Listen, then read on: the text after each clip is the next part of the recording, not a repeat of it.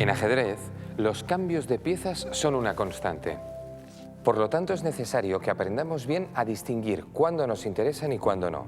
Esto tiene una relación directa con el concepto de amenaza y defensa.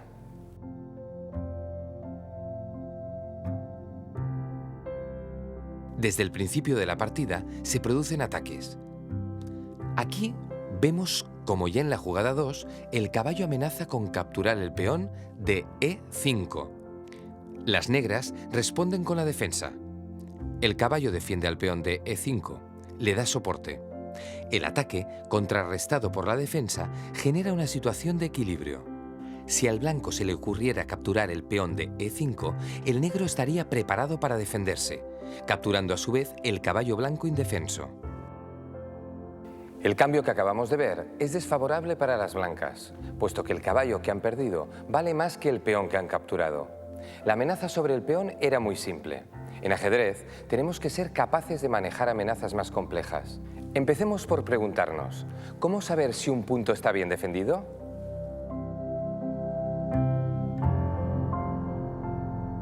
Observemos esta posición y centrémonos en el punto E5.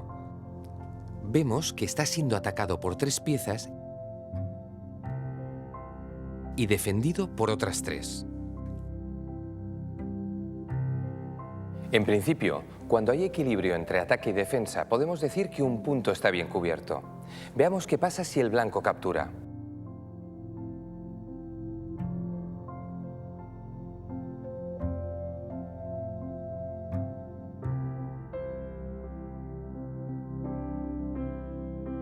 Se sucederían los cambios y al final las blancas, que han sido las que han empezado el ataque, acabarían perdiendo una pieza.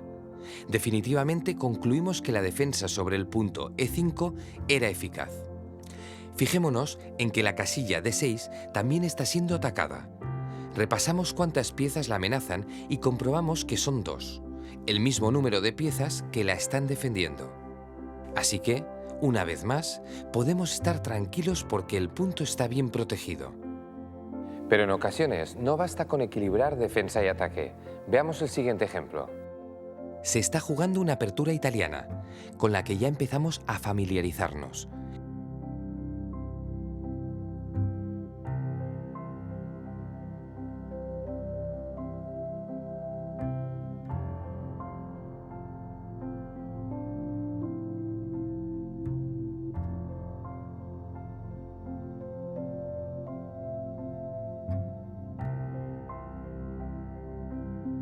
Y vemos como 2 piezas blancas, caballo y alfil, organizan un ataque súbito contra la casilla F7.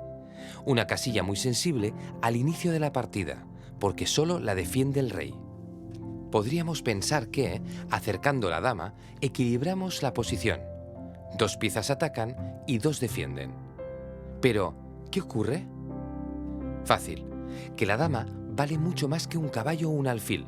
Por lo tanto, al blanco le interesa ese cambio, ya que el negro perdería su dama y estaría en desventaja material. Recordad, no solo cuenta la cantidad de piezas que defienden un punto, sino también su valor. En el caso que acabamos de analizar, la defensa más conveniente consistiría en interponer un peón en la trayectoria del alfil. Y de esta manera, el cambio estaría equilibrado. Ya veis, debemos comprobar constantemente qué puntos amenaza el rival, con cuántas piezas y de qué tipo.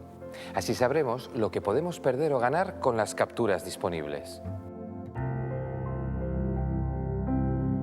Efectivamente, es muy importante sopesar los posibles cambios en cada posición. Debemos saber si nos convienen o no.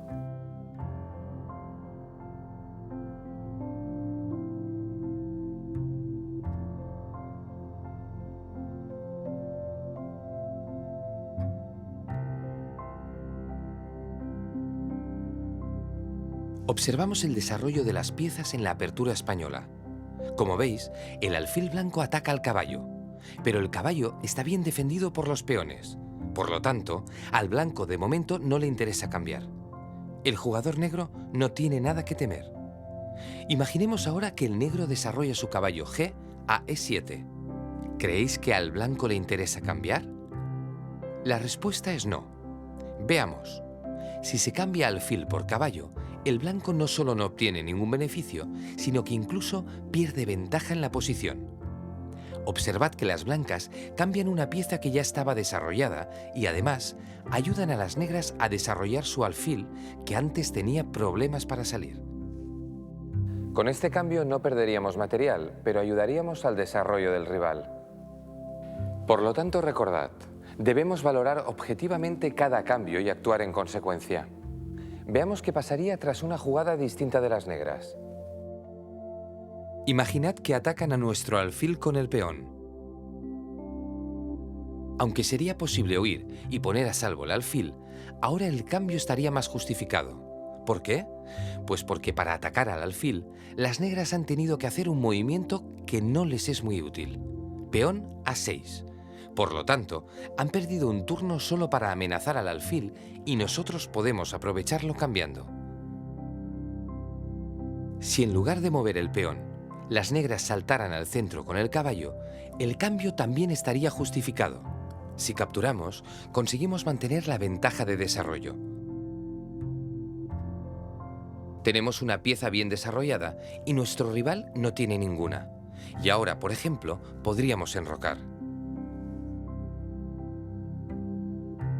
Recordad que el enroque cuenta como una jugada de desarrollo. Ahora vamos a ver una partida en la que el cambio se utiliza como un arma táctica. Fijaos en la posición que muestra el tablero. Como veis, las blancas pueden capturar el caballo, pero ahora ya sabemos que este cambio no nos interesa. Una torre vale más que un caballo. Ahora bien, existe una jugada que puede darle la vuelta a la situación. Dama D3. Si las negras mueven sin prestar atención a lo que ha hecho el rival, la jugada torre F6 resulta ser un cambio ganador. Se trata de un sacrificio que permite eliminar el caballo, es decir, la pieza que controlaba la casilla crítica H7.